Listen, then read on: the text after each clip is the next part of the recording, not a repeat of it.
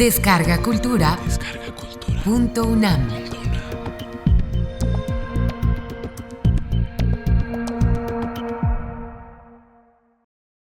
El nacimiento del monstruo, Roberto Coria. Hablemos del escenario de nuestra historia. La erupción del monte Tambora en las Indias Orientales, en la primavera de 1815, sumió al continente europeo en una oscuridad que inspiró el poema homónimo de uno de nuestros protagonistas. Esto hizo que 1816 fuera conocido como el Año sin Verano. El mes de mayo, George Gordon, sexto barón de Byron, poeta esencial del romanticismo británico, llegó a la comuna suiza de Cologny, en la cercanía del lago Leman, y rentó el caserón conocido como Villa Diodati, que perteneció al teólogo del siglo XVIII Giovanni Diodati, con la intención de convertirlo en su hogar vacacional. Lo acompañaba su médico personal y secretario, John William Polidori. En ese momento, se encontraban en la región sus paisanos el poeta Percy Bysshe Shelley, la amante de Shelley, Mary Wollstonecraft Godwin, y su hermanastra Claire Clairmont. En algún momento, sus caminos se cruzaron. Byron se convirtió en su anfitrión en una serie de tertulias cuya naturaleza nunca ha sido completamente precisada. Lo cierto es que abundaron los placeres físicos, los juegos y las discusiones sobre literatura, política, filosofía y los avances científicos de la época. Como un divertimento, Lord Byron propuso la lectura a la luz de las velas en la noche tormentosa del 16 de junio de cuentos del libro Fantasmagoriana, recopilación de historias de aparecidos, espectros, revinientes y fantasmas, editado originalmente en la Alemania 3 años atrás. Al terminar, el poeta retó a los presentes a componer su propia historia terrorífica, una que helara la sangre. De los 4 convidados, solo 2, los más jóvenes e inexpertos en el mundo de las letras, respondieron al desafío y engendraron sendos relatos poderosos e imperecederos, que poseen lecturas inagotables en nuestros días y que nos sucederán a todos. Mary creó Frankenstein o el moderno Prometeo, publicado en 1818, y Polidori escribió El vampiro, aparecido 2 años después. Cedo la palabra a los integrantes de este cónclave legendario. El nacimiento del monstruo. Participan Vicente Quirarte, Hernán Lara Zavala, Bernardo Ruiz y Rosa Beltrán. A 200 años de la histórica reunión del 16 de junio de 1816 en Villa Diodati.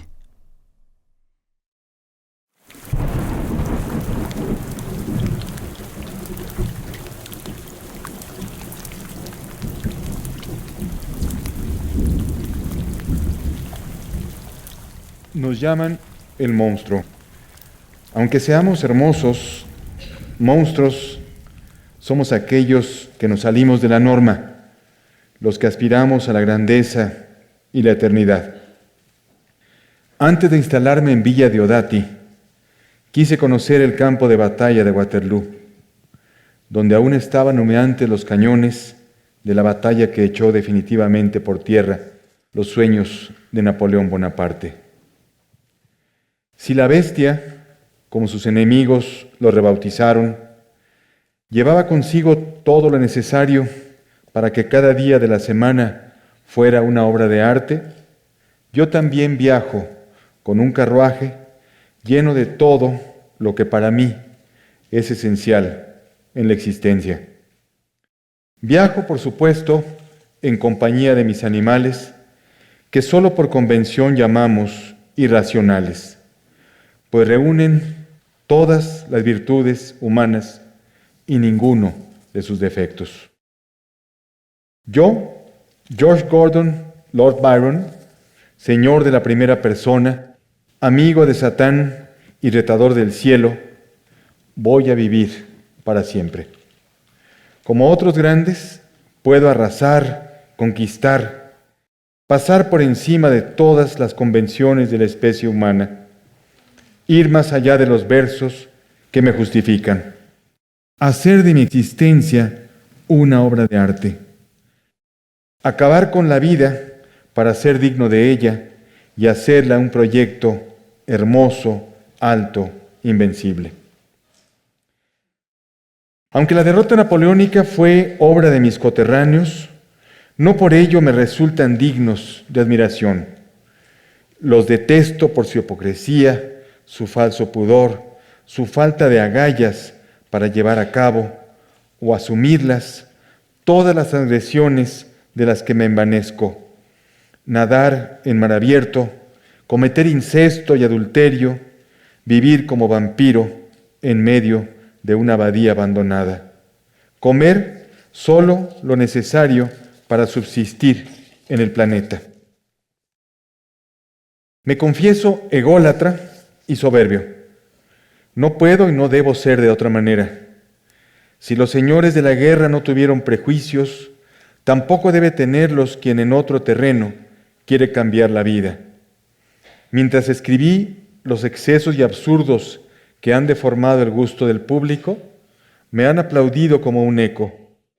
Hoy, en cambio, cuando en los últimos 3 o 4 años he dado a luz cosas que no se deberían dejar morir, como dice Milton, toda la piara ronca y gruñe y se revuelca en sus inmundicias.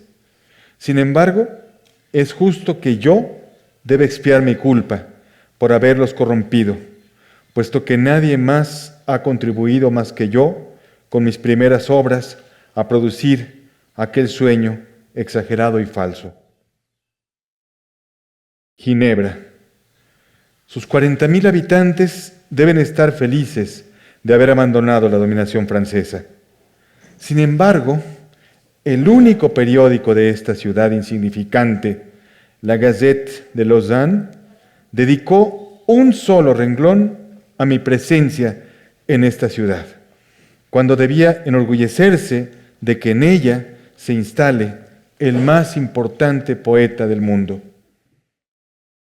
Suiza es un país mezquino, egoísta y sucio, situado en la región más romántica del mundo. No soporto a sus habitantes, y menos aún a sus turistas.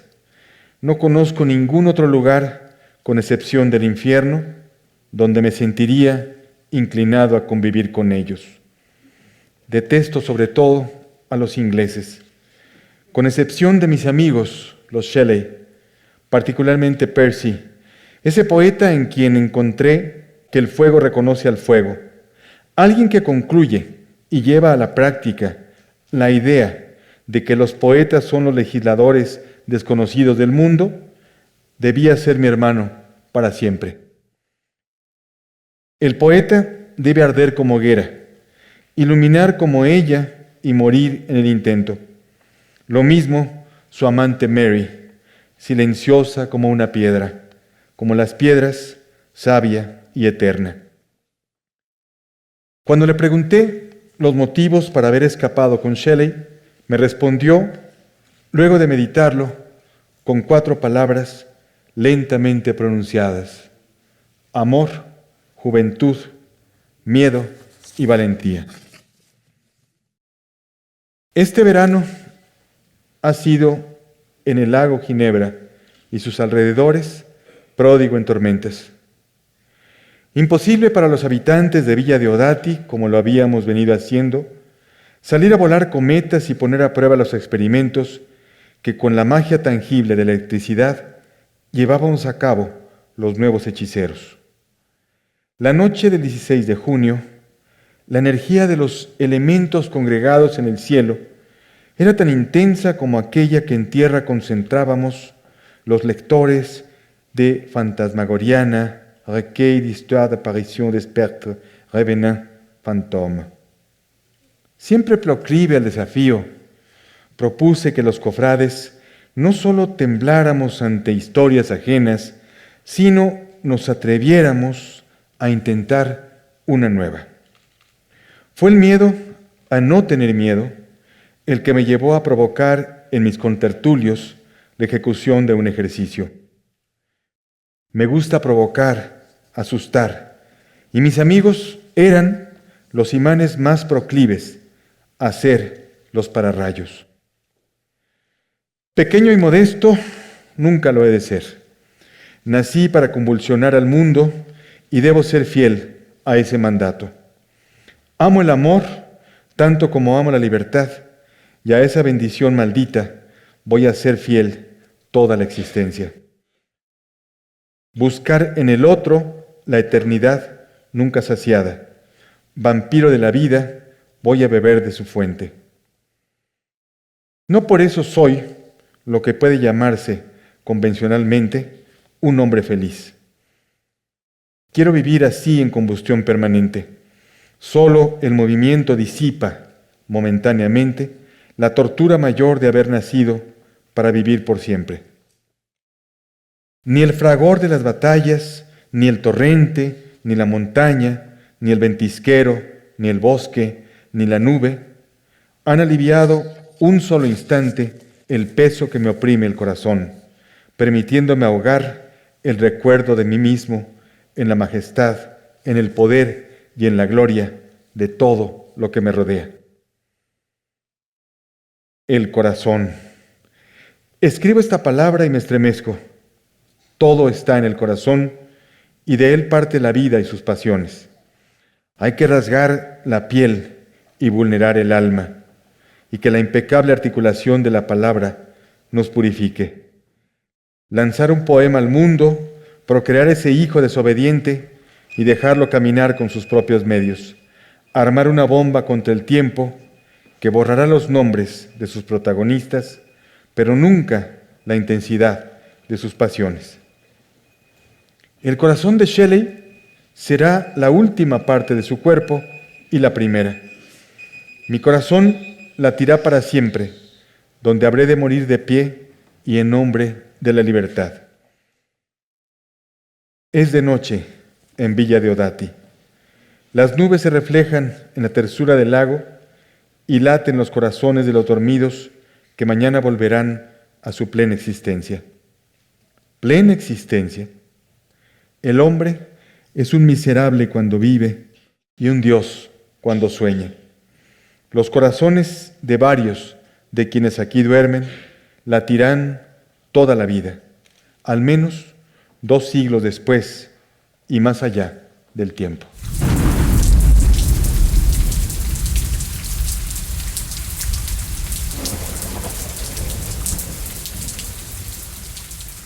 Allí estuvimos nosotros 4.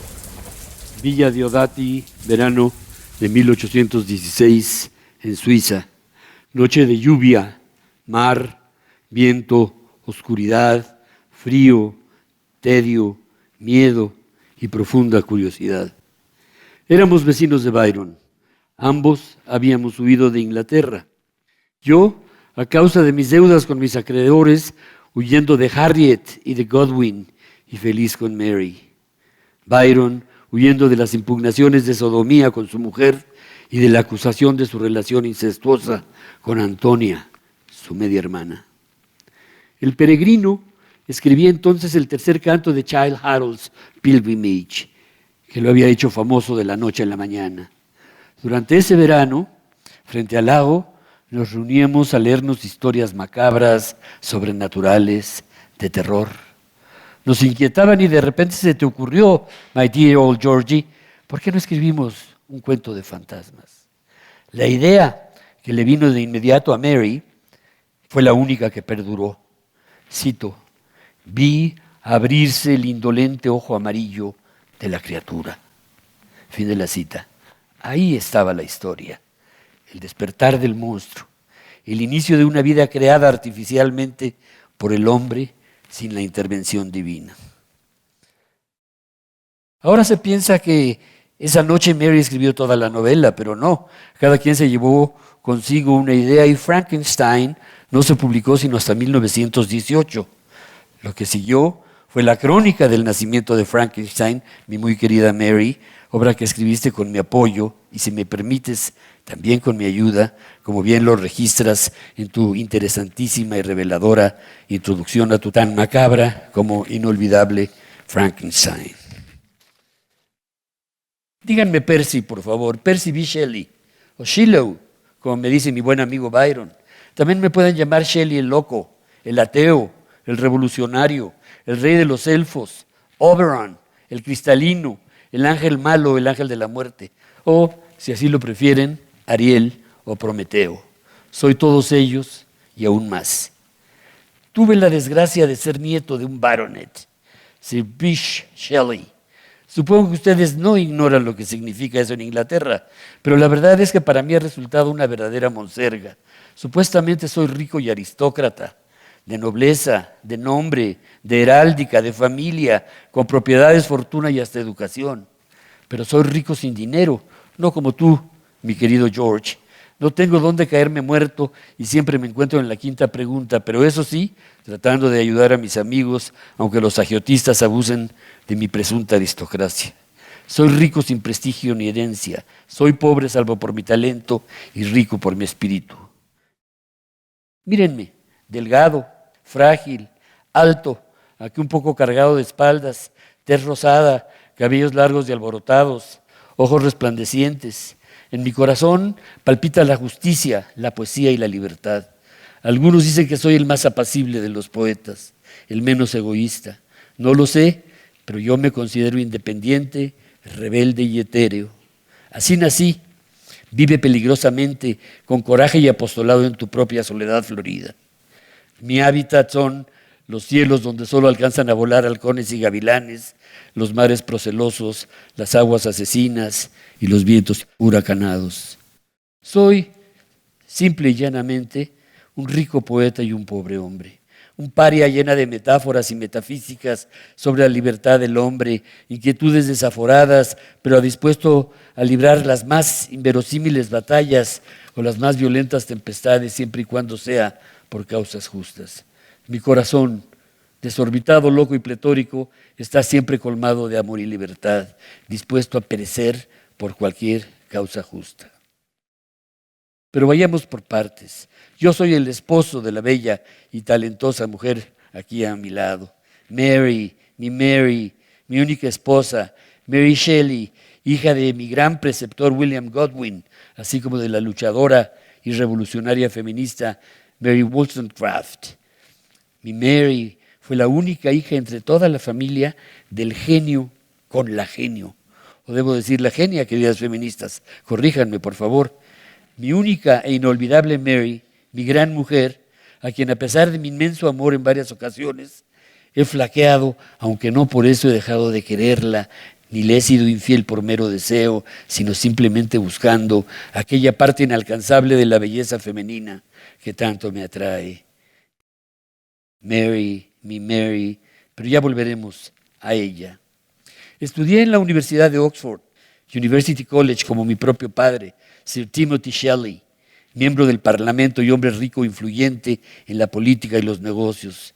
Como egresado del mismo college, él me acompañó a Oxford y abrió una cuenta en una librería para que yo tuviera crédito ilimitado y adquiriera los libros, papeles, plumas que quisiera y para que en caso dado pudiera incluso publicar lo que me viniera en gana. Error, pero qué maravilla. Un cuarto independiente en el sagrado claustro de una de las más ilustres universidades inglesas, donde yo me sentía privilegiado y absolutamente libre para vivir a mis anchas, ir o no a los cursos, disponer de mi tiempo cuando se me antojara, leer, escribir y estudiar literatura, filosofía, medicina, química, electricidad, galvanología, mineralogía, la Biblia y cómo está configurada la construcción del cuerpo humano. Yo me encontraba muy interesado en indagar en dónde podría provenir la chispa vital para probar de una vez por todas la total ausencia de Dios. Debido a mi odio espontáneo hacia la intolerancia, la burocracia y las ideas anquilosadas, me entusiasmé cuando leí Political Justice de William Godwin.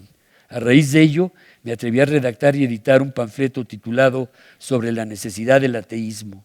Llegué a la librería de la universidad cargado de mis ejemplares y se los entregué al dueño firmados con el seudónimo de Jeremy Stockley y le pedí que los exhibiera en la vitrina de novedades y le indiqué que costaba 6 peniques.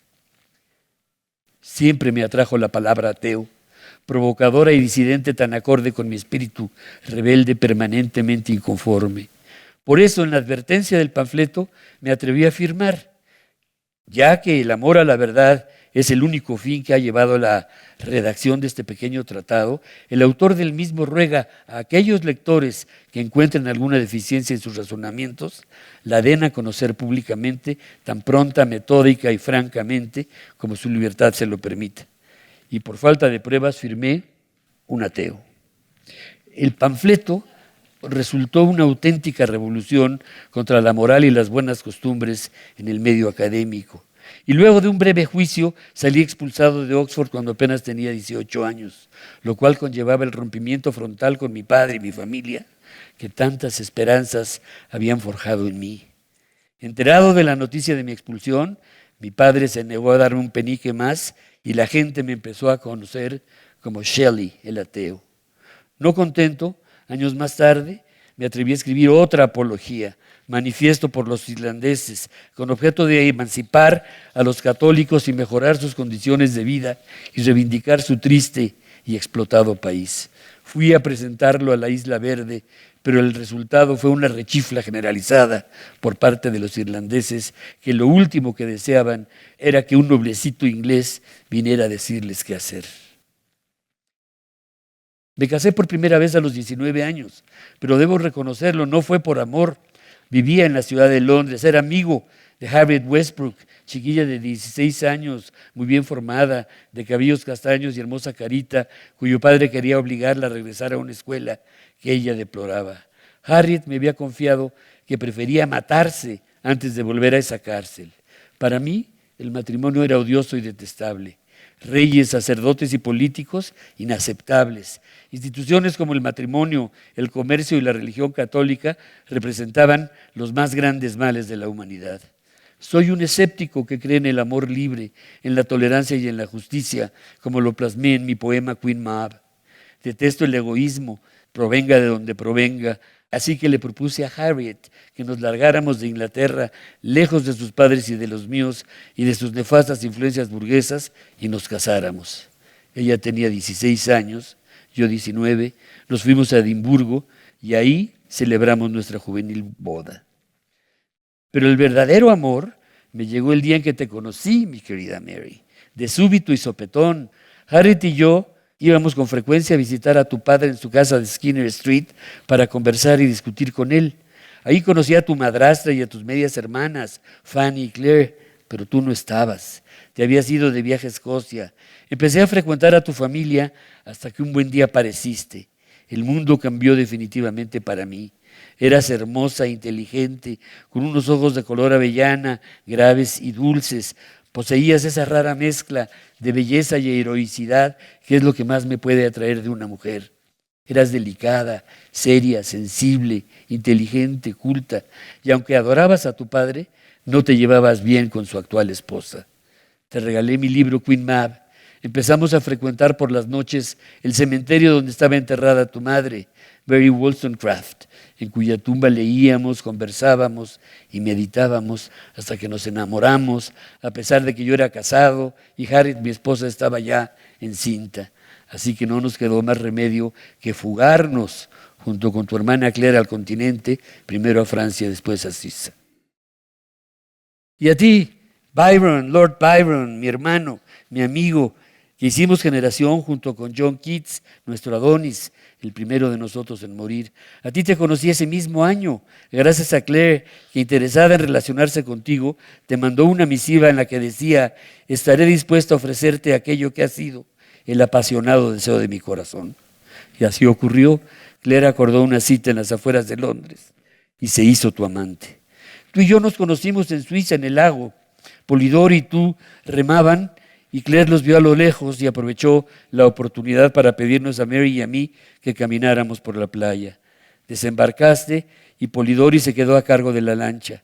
Ese fue nuestro primer encuentro, que Polidori sintetizó así. Conocimos a Shelley, el autor de Queen Mab, tímido, discreto, tísico. Tenía 26 años, me aumentó la edad, estaba yo más joven, y estaba separado de su esposa. Viajaba con 2 de las hijas de Godwin, poniendo en práctica sus teorías. Los dos estábamos un poco a la expectativa, yo muy formal y tú un tanto distante, aunque esa noche me invitaste a cenar contigo. Éramos vecinos en el lago. Tú habías alquilado una residencia llamada Villa Diodati que alguna vez ocupó Milton. Nosotros alquilamos una casita de 2 pisos que daba directo al lago. Ahí se afianzó nuestra amistad y surgió la idea de escribir Frankenstein. También ahí conocí al doctor William Polidori, que trabajaba como tu amanuense y que tuvo a bien escribir un relato llamado El vampiro, inspirado en una alucinación mía. La historia que escribió mi mujer, Mary, Frankenstein o el moderno Prometeo, trata de la revolución de un monstruo en contra de su propio creador, como fue el caso del personaje Víctor Frankenstein frente a Dios. Cuando encontraron mi cadáver, luego de varios días de infructuosa búsqueda en el Golfo de la Especia, cerca de Livorno, Byron se quedó desconcertado al ver mis restos, que dijo que parecían más la carroña de un cordero que el cuerpo de un ser humano. Al enterarse de mi muerte, alguien escribió: Shelley, el poeta, ha muerto. Ahora sabrá si hay Dios o no. Pero déjenme decirlo de una vez por todas. La verdad es que Frankenstein soy yo.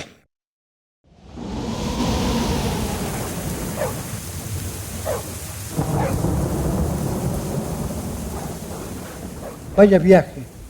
Sus continuas luces y sombras son como los humores de la luna en la travesía de los círculos celestes.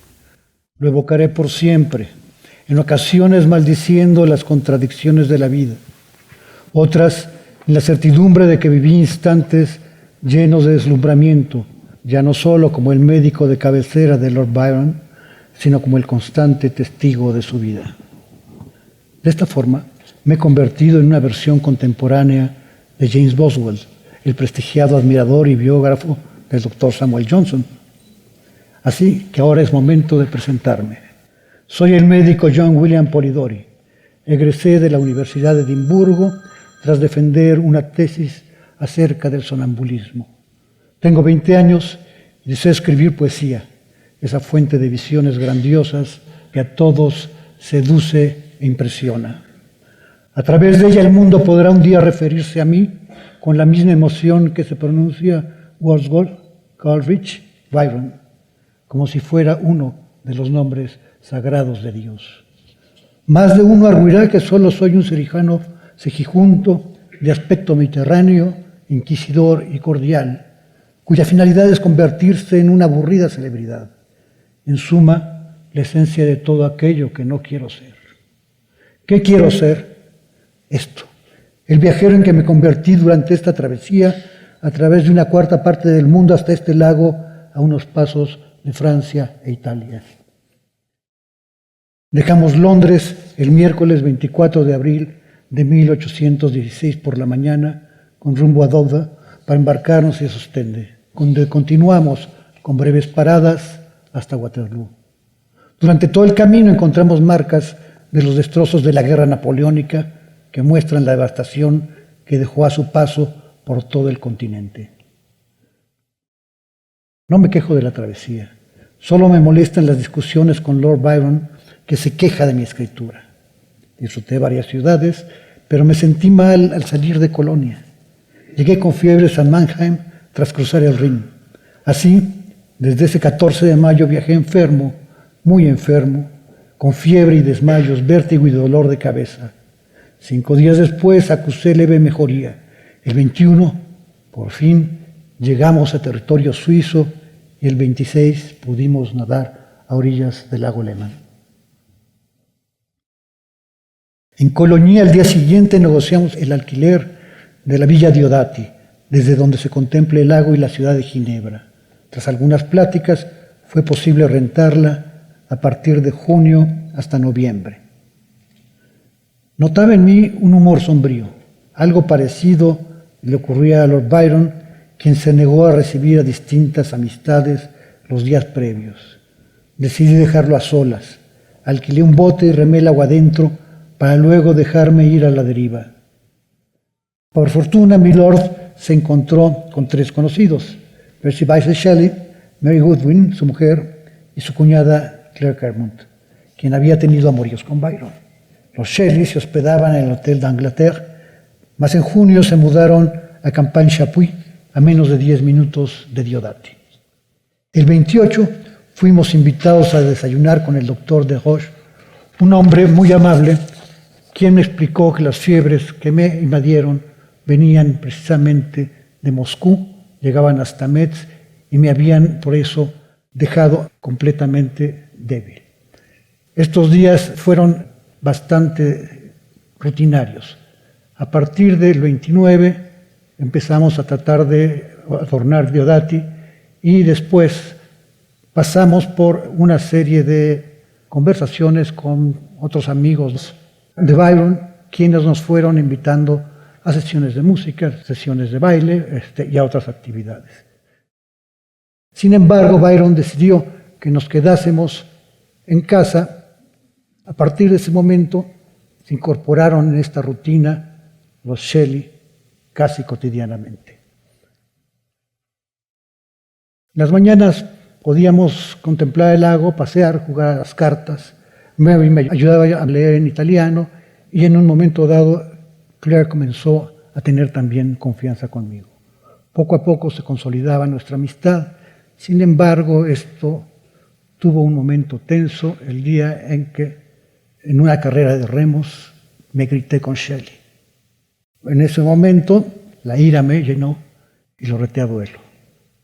Byron, con toda la altivez de un lord, me dijo: yo tomo el duelo por Shelley, tú no mereces tocarlo para nada. Mary me miró con desprecio y me refugié en mis habitaciones tras la galería. Más tarde pedí disculparme, pero días después Byron se le cobraría. Nos encontramos en la terraza de Diodati cuando vi venir a Mary Shelley. Llovía, era la tarde del 15, y en ese momento Byron me dijo: corre, brinca, ve por ella, dale el brazo, tráela a la casa, que no se moje. Así intenté y me lastimé el tobillo. Maldito, me dije. Sin embargo, pasó por mí, me ayudó con Mary, me jaló y finalmente terminé en el sofá. Hizo todavía el esfuerzo de bajarme una almohada para el pie y en ese instante comenté: yo pensé que usted no tenía sentimientos. Nuevamente, Mary fulminó con su mirada. Al día siguiente se quedaron en la casa después de comer porque la lluvia arreciaba. No pensábamos que fuera a durar tanto este mal tiempo. Nos sentíamos preocupados porque también había rumores de peste en Ginebra. Había muerto una chica el día primero, en media hora, su agonía. Y después de eso encontramos que sembraban las legumbres en los fosos con toda la sociedad. Sin embargo, en Coligny todo eso parecía no preocupar a nadie. En la noche, para divertirnos, ocurrió la lectura de Fantasmagoría. Fue entonces cuando cayó el guante de Byron sobre la mesa y a todos nos retó a escribir. Aceptamos el reto. Cada quien se dedicaría desde entonces, pensamos, a escribir.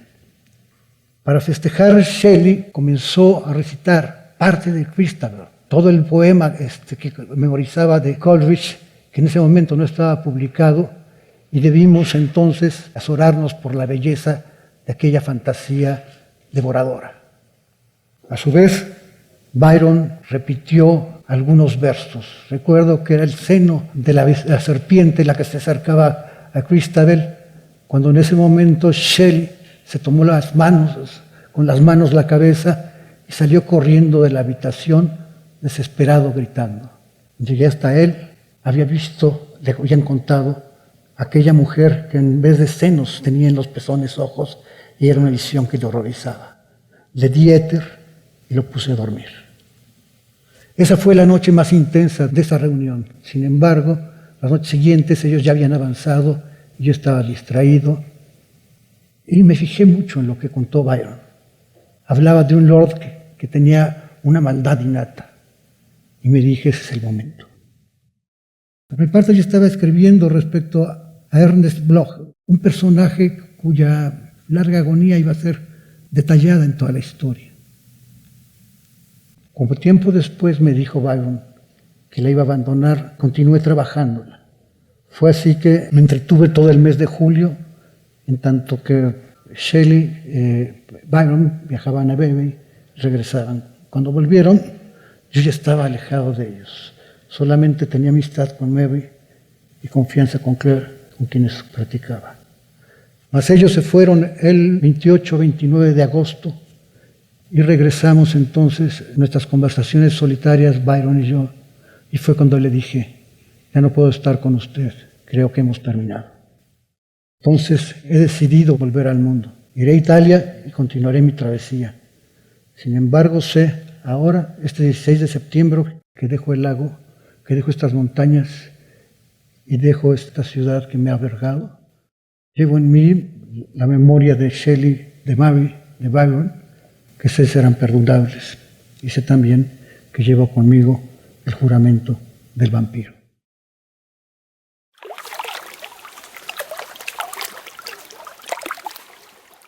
En el verano de 1816 solo tenía 18 años. Lo recuerdo ahora, mucho tiempo después.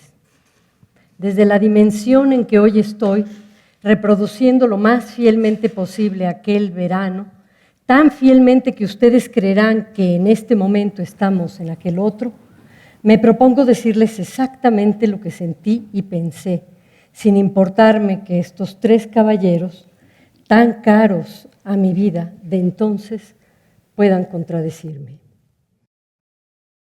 La vida no solo ocurre en una dimensión, y no solo ocurre una vez, sino que está ocurriendo todo el tiempo. Empezaré por hablarles de una sensación. Lo que sucedió aquel verano sin verano cambió mi vida, y sin embargo, qué raro, el recuerdo más nítido que tengo es un clima y un paisaje. Lo que queda en mí de aquella noche es esa grisura y ese frío clavado en los huesos. Las condiciones climáticas eran extraordinarias. El monte Tamboro había hecho erupción y eso era lo que provocaba los vientos encontrados y que la tormenta pareciera acercarse desde donde quiera que estuviéramos. Nunca estuve ante un paisaje más desolador, un valle inacabable cubierto de nieve del que sobresalía solo la punta de unos pinos gigantescos. ¿Se imaginan la erupción de un volcán de tal magnitud que cambiara el clima entero de más de un continente? ¿Se imaginan viajar a Ginebra esperando compartir los días agradables de un verano en una terraza y encontrar en cambio un paisaje permanentemente helado y oscuro? Nieve, vientos encontrados. Durante el trayecto no hubo nada más, ni piedras ni ríos donde detener los ojos. Eso es lo que recuerdo.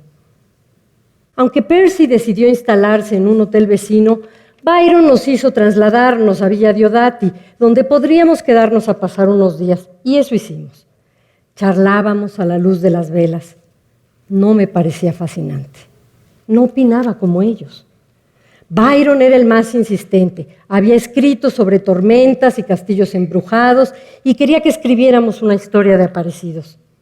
Tenía obsesión por el castillo de Chillon, en Suiza, cercano a donde estábamos. En ese castillo, atado a una argolla de hierro, un partisano permaneció preso por 3 años sin ver la luz del día. A él le pareció fascinante la historia. Escribiría sobre ella.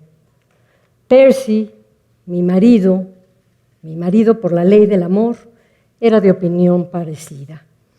Ambos adoraban el delicioso temor. Así lo llamaban. En esa ocasión era el delicioso temor de una noche como esa.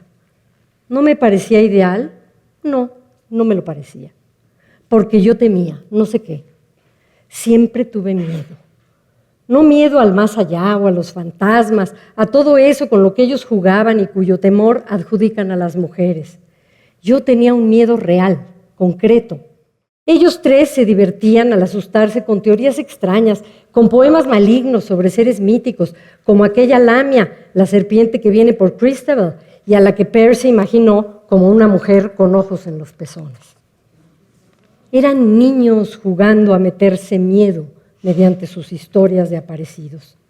Y algo que no les han dicho, bebían. Más aún, ingerían sustancias, llamémoslas así.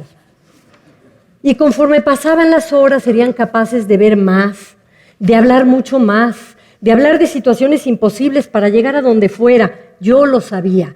Byron había hecho cosas temerarias en sus viajes sin medir las consecuencias de sus actos. Que si lo admiraba, sí, pero no tanto como él suponía. Soy hija de Mary Wollstonecraft, una mujer que en el siglo XVIII vivía como escritora profesional e independiente en Londres. Al decir vivía, no me refiero a que lo hiciera como el rico heredero que era Byron, no vivía con sus lujos, pero era capaz de ganarse la vida, algo que ninguna otra mujer de su clase hacía en ese entonces. Y eso se le olvidaba a mi amigo George, que era incapaz de imaginar que alguien pudiera pasar los días haciendo cosas que le disgustan para ganarse el sustento y el techo. Y claro, él que vivía en su imaginación y sus poemas, no podía pensar que un día no se pareciera a otro, ni pensaba que la época en que se vive nos limita en buena medida a hacer lo que hacemos. No se vive igual en un cuerpo de mujer que en un cuerpo de hombre. Y por eso sé que para él las fechas no significaban nada, sobre todo en un tiempo como ese, el de aquella noche, un tiempo que creía que los seres humanos habíamos encontrado la libertad y que solo a través de la pasión desbordada se podía vivir una vida verdadera, que solo así se debía vivirla. Pero hay años que no se olvidan y para mí, además de 1816, el año de 1792 marcaría para siempre mi existencia, aunque para entonces yo todavía no hubiera nacido. Fue el año en que mi madre escribió Vindicación de los Derechos de la Mujer, aquel libro que le causaría tantos dolores de cabeza. Por ese libro aprendí que las mujeres no somos por naturaleza inferiores al hombre, sino que parecemos serlo porque no recibimos la misma educación. Ya me dirán ustedes si no es cierto. George Gordon Byron, sexto varón de Byron, estudió primero en Harrow y después de joven en la Universidad de Cambridge. Mi madre, en cambio, tuvo un padre borracho y gastador. Mi abuelo la obligó a gastarse su fortuna antes de tiempo, es decir, la dejó sin ninguna. ¿Y qué podía hacer una mujer de su condición social en la Inglaterra de su tiempo? Pues lo que hizo, intentar con unas amigas suyas fundar una escuelita que fracasó, ser dama de compañía de una señora bien de Bath, cosa que no resistió, y trabajar de institutriz en Irlanda por 40 libras para los Kingsborough, tarea que realizó durante todo el tiempo que pudo hasta que la corrieron. ¿Que por qué despidieron a mi madre, pese al empeño que puso y a su magnífico sentido de la educación? Porque mientras la señora Kingsborough se ausentaba de sus hijas por largos periodos con su marido, cosa bastante normal, y cuando no se ausentaba, en vez de entretenerse con ellas, se entretenía con sus perritos, cosa también normal, mi madre enseñó a las dos niñas a su cargo algo terrible y nada normal. Las enseñó a pensar. Pues bien, soy hija de esa mujer que murió a los 11 días de haberme dado a luz, quien dejó un famoso estudio, La desafiante situación de las mujeres educadas de forma moderna y que se han quedado sin fortuna. Por ese estudio supe, además de por las conversaciones con mi padre, lo que les acabo de contar. Dirán que eso no tiene nada que ver con lo que pasó aquella noche en Villa Diodati, pero se equivocan, tuvo que ver y mucho. Como tuvo que ver que también el que yo hubiera crecido con mis dos hermanas, Fanny y Jane, o Claire, Clara, la primera de ellas, hija de mi madre con otro señor, niña que mi madre tuvo siendo aún soltera y que mi padre adoptó como hija suya sin problema y a quien siempre llamé hermana. Ojo, no la llamé hermanastra, ni media hermana, nada ni remotamente parecido a monstruo o criatura. Lo de criatura suena familiar, ¿verdad? Así eran llamadas las hijas concebidas fuera del matrimonio. Mi padre se preocupó porque las tres tuviéramos una espléndida educación, es decir, no nos envió a la escuela. Eso también me marcó y por eso traigo a mi padre, William Godwin, a esta noche en Villa Diodati.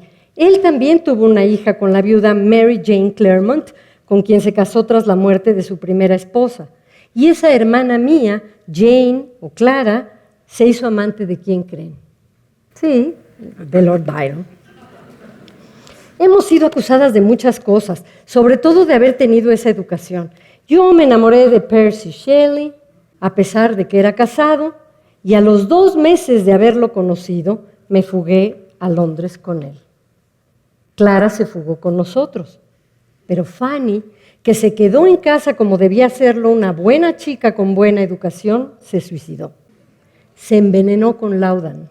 Y 2 años después, la esposa de Shelley, Harriet Westbrook, se suicidó también. Yo entonces tenía 16 años. Así que si me preguntan si los cuentos de fantasmas con que pasaban el rato ellos 3 me daban miedo, les diré que no. A mí me daban miedo otras cosas. Me dio miedo, por ejemplo, el juego que empecé a descubrir entre los 3. A Polidori, George Gordon comenzó a decirle Polly Dolly. Y mi querido Percy, en vez de reprobárselo, lo festejó. ¿En quién convertimos a otro cuando le cambiamos el nombre? ¿Y qué esperamos que ocurra con esa transformación? Pensé que no importa en qué convirtamos al otro, siempre y cuando nos hagamos responsables de ello. La incapacidad de hacernos cargo de aquel otro que construimos es lo que debería darnos miedo. Pensé en Fanny y en Harriet. ¿Hasta qué punto las habíamos convertido en eso, en lo que se convirtieron, en suicidas? ¿Y por qué Byron y Shelley nos dejaban fuera a William y a mí? ¿En qué nos estaban convirtiendo? A medida que los días pasaban, comenzó a oscurecer más temprano y las fechas comenzaron a llegar sin que pudiéramos decir que había amanecido, como si el sol se estuviera extinguiendo. Nos vimos obligados a encender las velas desde mediodía y las conversaciones se fueron tornando ya no fantasmagóricas, sino sombrías, siniestras. Ante lo que empezó a ser un vaticinio de muerte, Byron comenzó a hablar de los principios de animación recién descubiertos, es decir, empezó a hablar de la vida, de otra forma de vida. Polidori intervino. Como médico en funciones, aportó sus conocimientos desde el punto de vista científico y habló de galvanismo. Byron se burló de su aproximación timorata. Dijo que sobre todo era poco poética. El principio de la vida tenía que ver con algo extraordinario, con algo grandioso, según él. Citó a Coleridge y su idea del Dios cósmico, y al comprobar que en efecto William y yo nos habíamos quedado fuera, sentí el verdadero miedo. Me había mantenido silenciosa, escuchando el sordo rugir de la tormenta, mirando la cicatriz eléctrica de los rayos que caían a lo lejos. Y pensé, ¿para qué? ¿Para qué seguir en una reunión? ¿Para qué seguir en una vida donde uno no es bienvenido? Nos retiramos a dormir. Lo último que había dicho George, después de perseguir a Percy con las imágenes de Christabel y permitir que yo me retirara, fue que no olvidara el compromiso. Deberíamos escribir cada uno una historia fantasmagoriana. El término venía de los relatos alemanes de terror que a él le encantaban. Esa noche en la cama no pude dormir, ni puedo decir siquiera que pensara. Me limitaba a dar vueltas en el lecho con los ojos cerrados. De pronto, la imaginación se apoderó de mi voluntad y mi conciencia, y en un momento me hizo ver al pálido estudiante de medicina del que todos se burlaban, arrodillado frente a la criatura que había unido con partes de otro cuerpo y a la que le había dado vida. Lo único que sabía al verla dar sus primeros torpes pasos es que no podría hacerse responsable de ella. Así nació la criatura del doctor Frankenstein y Frankenstein, el libro. Así nació también Mary Shelley para el mundo. A veces he pensado que esa criatura soy yo, un ser impertinente en el sentido literal, alguien que no pertenece. Un ser que aun siendo por naturaleza bueno, no merece amor, ni cabe en ninguna parte. Alguien que mata lo que ama sin saber por qué y a quien de cualquier modo abandonarán, siempre abandonarán. Si les parecen pocas las semejanzas, les diré que mi amado esposo se ahogó poco después. Teníamos 8 años de habernos conocido.